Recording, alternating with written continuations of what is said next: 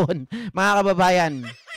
Ito naman, ay isa pang sikat ngayon, mga kababayan, at pinag-uusapan sa social media, na kalat ngayon sa X, kalat sa YouTube, maging sa TikTok, mga kababayan, dahil isa pong kababayan natin na babae ang nagsalita. Hindi ko nga lang malaman kung ano ang kanyang tunay na pangalan para po sana mahanap natin ang kanyang pagkakakilanlan. So, balit mga kababayan, ganun pa man, ay talagang kalat pa rin, milyon na po ito sa TikTok na pinag-uusapan, mga kababayan. Si Sara Duterte daw ay nagpakasal sa kanya noong taong 2017. Ito ba mga kababayan, mga ka-GPnatics, ay nagpapatunay na si Sara Duterte ay monay din po ang gusto? Marami po ang mga tumawa, marami po ang nagpahayag na talagang parang AC/DC daw etong si Sara Zimmerman Duterte. JP, saan mo naman napulot yan? Hindi namin alam yan. Mga kababayan, halina't samahan niyo po ako sa pahayag ng isang kababayan natin na nagpapatunay. Subalit, syempre, ang inyong abang lingkod, mga kababayan, kung meron pa tayong makukuha sana na iba pa, no? Na magsasabi talaga na ito ay totoo. Ito, pakinggan natin. Okay. Sa mga nagtatanong po sa amin kung totoo po yung bali-balita that ako po at saka si Inday Sara Duterte, the Vice President, got married a long time ago.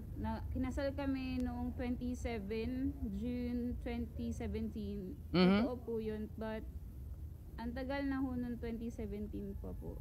So, totoong kasal ho kami. And, yun po. Something you should know on a Thursday. Oh, okay mga kababayan. Kung tama ba ako ng nakikita dito, di ko kasi alam kung ano ba to eh. Ibata, matagi. Pero may nagsabi dito Sabi ni I am Pink 76, yan yung SAP and pinakasalan ni Fiona. Talaga? Alam nyo talaga na mayroong pinakasalan si Fiona? Wait lang guys, tingnan nga natin anong pangalan SAP na pinakasalan ni Sara Duterte.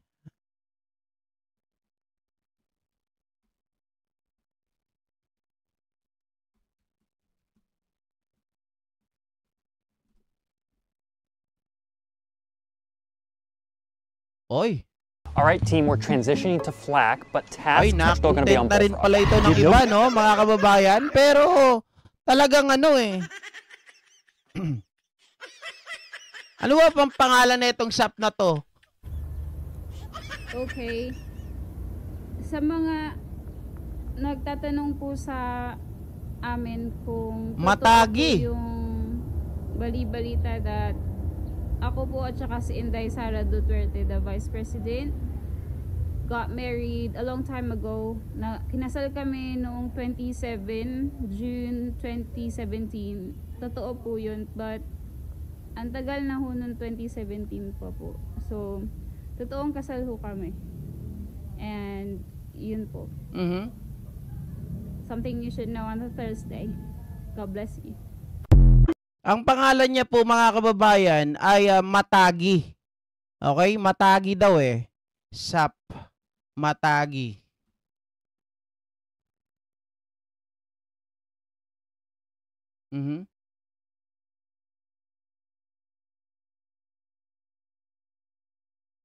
Yun ata yung ano nila, no, yung hindi ko alam kung apelyido niya ba ito. Sana may makapagsabi sa akin kung ito yung apelyido niya para makuha sana natin yung context or mahanap natin ito yung apelyido niya, oh.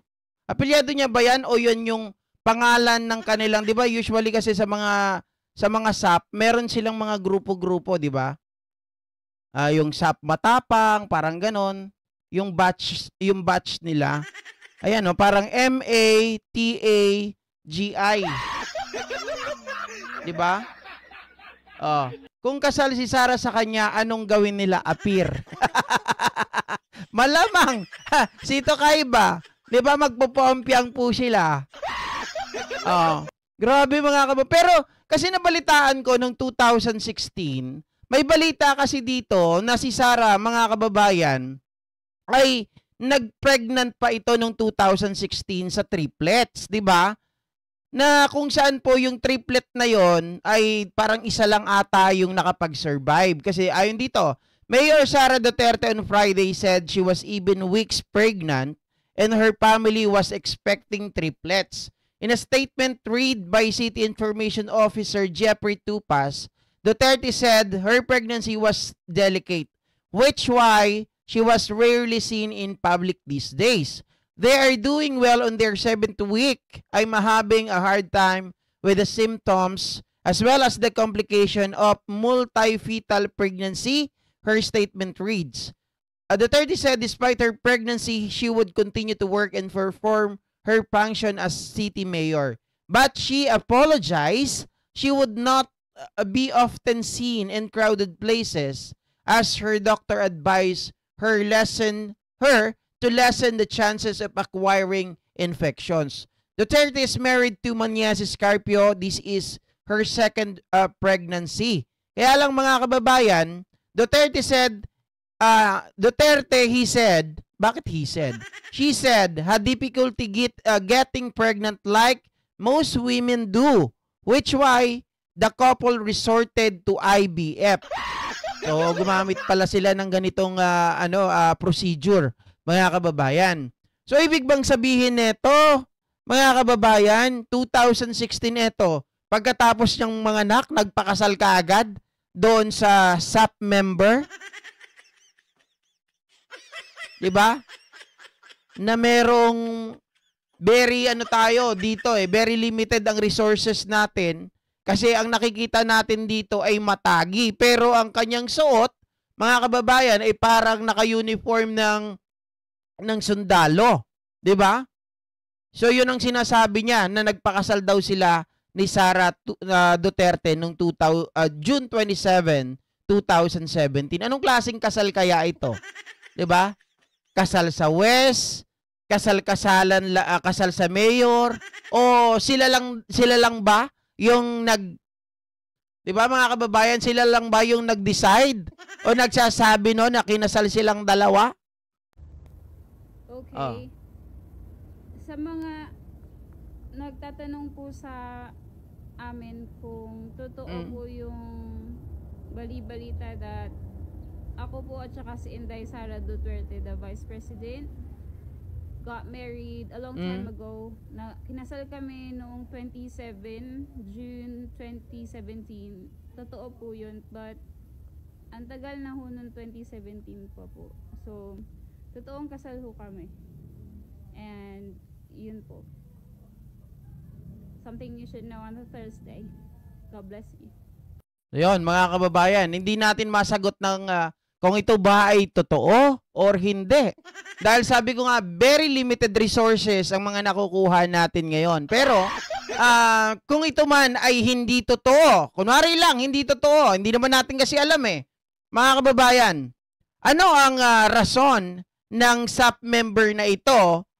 'Di ba? May galit ba ito kay Inday Sara Duterte? Hindi natin alam. Kung ito naman ay totoo, mga kababayan, ano rin ang kanyang dahilan sa kanyang paglabas? 'Di ba? Hindi natin maintindihan. Ito ba ay nagpapatunay ngayon or supporting document natin para sabihin na talagang si Sara Duterte ay ACDC? At kung bakit nandidiri sa kanya si Man Scarpio? 'Di ba? There was a time during her birthday, mga kababayan, magpapablow ng cake, ng candle. Magpapablow ng cake. Magpapablow ng candle. Etong si Man Scarpio kay Sara Duterte, sabi niyang ganon. 'Di ba? Sabi niya ang baho. Hindi kaya nangangamoy, mga kababayan. Sabi ni Maria Elison Tabangcora, isumnyo. Ayan nga, matagi nga yung nakikita ko dito. Hindi ko alam kung class matagi, 'Di ba? Or apelyido niya ba ito? Hindi ko kasi nakikita, guys eh. Yan lang yung nakikita natin. Sabi ni Joby May, honestly, medyo skeptical pa ako dyan sa video na yan. Kailangan niya na ma-verify. Huwag tayong gumaya sa mga DD-list na fake news. Again, mga kababayan, hindi po ako skeptical. What I'm trying to say, this is a question. We are not saying this is a fact. Wala po akong sinabing ganoon. Okay? Malinaw po na sinasabi ko, tayo ay nagugulumihanan. Nagtatanong tayo, may katotohanan ba? Kaya nga sabi ko kanina, what is her purpose kung bakit siya lumabas? At sinasabing kasal sila na Inday Sara Duterte. Hinahabol niya ba si Sara? Kung ito ay totoo? At bakit naman niya, mga kababayan, kung ito ay hindi totoo, bakit niya kailangan ding lumabas? Ano? For the sake of fame? Hindi natin alam. So, bahala na. Sigurado mapupulot naman ito ng social media at sila ang magbe-verify. Kagaya po nung nangyari, mga kababayan, dun sa Duterte Youth. Ang daming mga nag-speculate. Marami nagsabi, magkapatid, half-brother, half-sister, si Ronald Cardema at itong si Drixie May Cardema di umano. Pero tayo nag-assess. Ako nag-assess 2 beses. Nung una, medyo hesitant. Pero, nung lumabas na, nung tayo ay nag-imbestiga, maraming nag-PM sa atin. Sir, kaklase po ako ni Drixie May. Siya po talaga ay Suarez. Nagtataka nga kami kung bakit naging Cardema siya. Kaya ngayon ang tanong namin, ano to? Asawa ng ate mo? Asawa ko? O asawa ni ate, asawa ko. 'Di ba? Kaya 'yun ang tanong natin, which is naging viral, mga kababayan. Kaya lang dahil hindi tayo pa sinusuportahan ng mga ng mainstream media dahil wala pang lumalabas eh. Hanggang doon lang tayo, mga kababayan, kasi ayoko naman paniwalaan kaagad yung nagsabi sa akin, "Sir, kaklase po ako ni Drixie May Suarez." Kasi baka magmukha tayong tanga. Kaya nga, sabi ko, antayin natin, darating at darating. Kasi ang sinasabi nila, hindi naman dyan, sir, na kaya kung bakit madidisqualify ang Duterte Youth eh. Dahil sa hindi lang sila nag-public ng kanilang grupo. Pero sabi ko naman, oo, tama ka doon. Pero dito sa huli, kung bakit sila madidisqualify, ay misrepresentation. Which is, I conclude, mga kababayan, yung conclusion natin, tama. Na-close kasi conclusion. Di ba? Sabi ni Sara Duterte, I remember kinasal kami niyan that time on Muslim Democrats. Sino po? Di po ba parang na-isblok na rin ni Sir Montulfo na tibunga daw si BP Sara? Well, ito nga yung sinasabi ko, mga kababayan. Because of this video, di ba? Someone showed to say something that she, ano ba tawag sa kanya, she? Sino ba talaga lalaki sa kanila? Di ba? She has been married to Sara Duterte, mga kababayan. Pwede nating ituloy doon sa sinasabi na ni Montulfo na talagang si Sara Duterte AC/DC. 'Di ba? Nakita nyo naman. Kapag pinagkumpara nyo si Zuleika Lopez and Rodrigo Roa Duterte, mga kababayan, bilang isang pangkaraniwang mamamayan na talagang palagi naman nag-criticize at tumitingin sa sitwasyon, it seems like to me that Zuleika Lopez is more important, very VIP, 'di ba? Super duper VIP compare po dito kay Rodrigo Roa Duterte. Paano mo nasabi, GP? Puro ka lang ganyan. Okay, mga kababayan. During the Zuleika issue doon sa confidential funds, mga kababayan, Nakita nyo kung paano po nanggalaiti si Sara Duterte? 'Di ba? Nakita nyo po kung paano siya nagwala. Nakita nyo po na kahit nakasulat sa batas malinaw, hindi ka pwedeng mag-abogasya dahil ikaw ay isang vice presidente kahit abogado ka pa. Pero gumagawa ng paraan si Sara Duterte. Ang kanyang pagtrato kay Zulaika ay talaga namang kakaiba. Pero yung tatay niya ang inuhuli, mga kababayan, parang pinabayaan niya po sa ere. Maaga siyang dumating galing ng Hong Kong kasunod ng tatay niya pero hindi po nagpakita. Diba?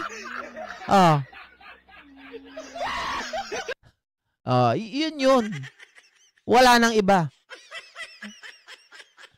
Nakita nyo naman kung paano po manuntok si Sara Duterte.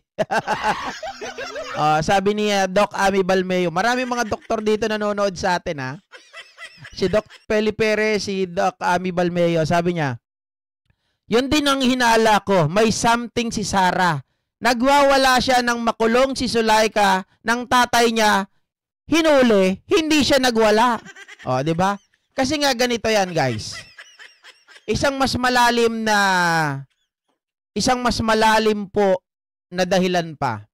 Si Zulaika Lopez during her time na naging tawag dito yon, province administrator o district administration ata yon, administrator sa Davao, hindi siya pwedeng maging administrator ni Sara nung siya po ay isang mayor si Sara noon, dahil may kulang siya na requirements. Hindi siya pinapayagan ni Digong Duterte, mga kababayan, hanggang sa nag-aaway po sila, si Digong, si Bongo, at si Bongo kampi kay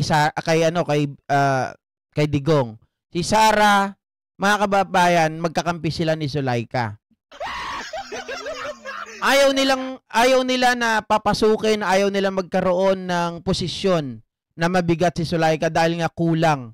Pero ito, ginagawan ng paraan ni Sara Duterte na hindi siya matanggal. Kahit na kulang ang kanyang requirements, ay inililipat-lipat lamang siya ni Sara.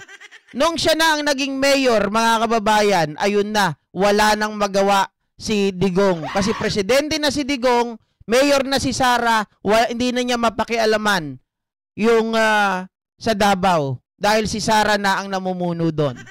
Ayun, city administration, no practice. 'Di ba? Hindi siya dapat 'yun eh. Hindi siya pwede nahawakan yung posisyon na 'yon. Pero si Sara Duterte ang gumagawa po ng paraan. Kaya sabi ko, super duper special si Zulaika. Ano ang mayroon kay Zulaika, mga kababayan, na wala kay Digong Duterte? 'Di ba?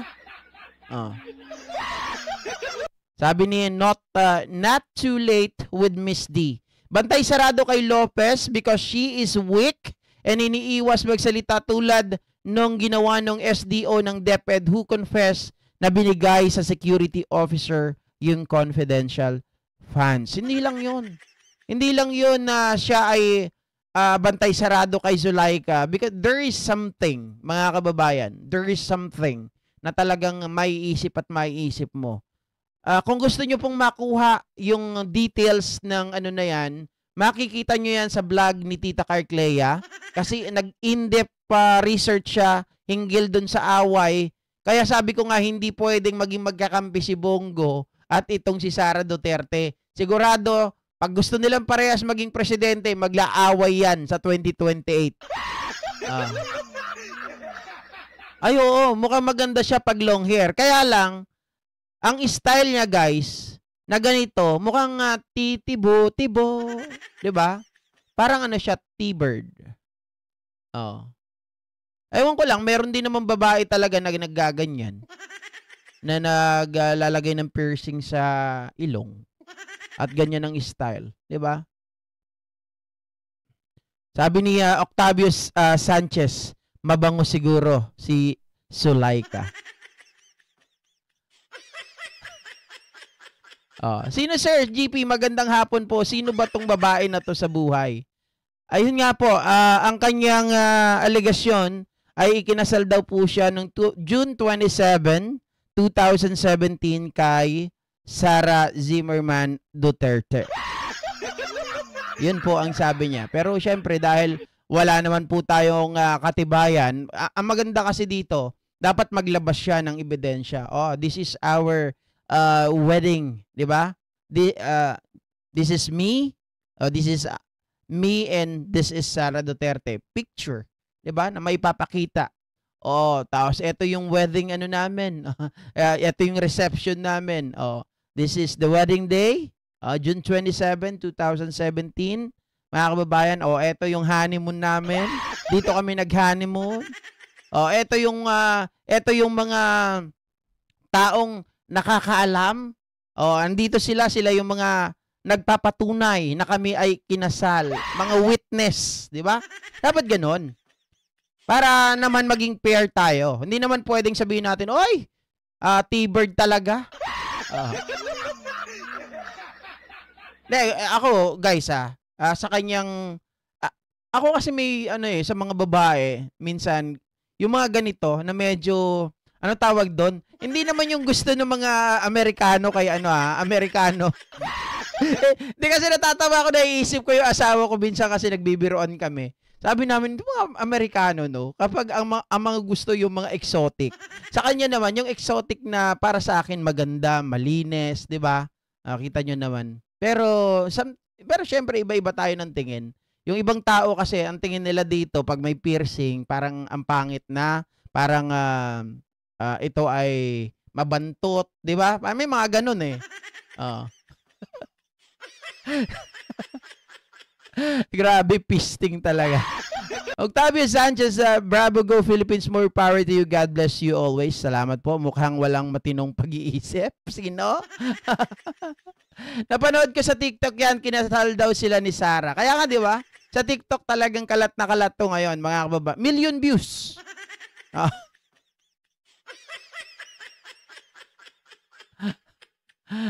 Oy. Si Argo Bingot, next Percy Lapid na daw ako. Hoy, Argo Bingot, utot mo. Anong next Percy Lapid pinagsasabi mo? Bakit naman ako mape-Percy Lapid? At paano mo nalaman ang lokasyon ko? Okay? Alam mo ba na nasa nasa kabundukan ako? Utot mo. Alisin na natin yan. Yung mga nagbabanta dito, mga kababayan, inaalis na yan. Pinatatahimik na yan ng matagal na panahon. Ayan, time out ka na, bingot.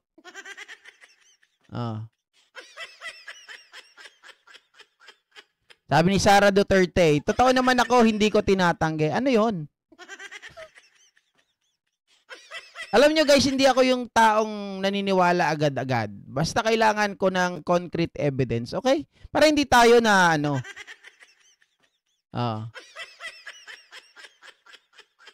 Hindi, okay lang yon mga kababayan. Kailangan ko ba i-screenshot pa? Hindi, kaya kong balikan itong video na to. Makikita at makikita dito kasi kung titingnan nyo, panoorin yung replay nito, may replay yung chat nito. So, lalabas at lalabas pa rin. Okay? Oy, ang daming account ni Percy Bingot. Di hide ulit kita. Ang daming account. Ay, sorry, wala ka na ngayong kita.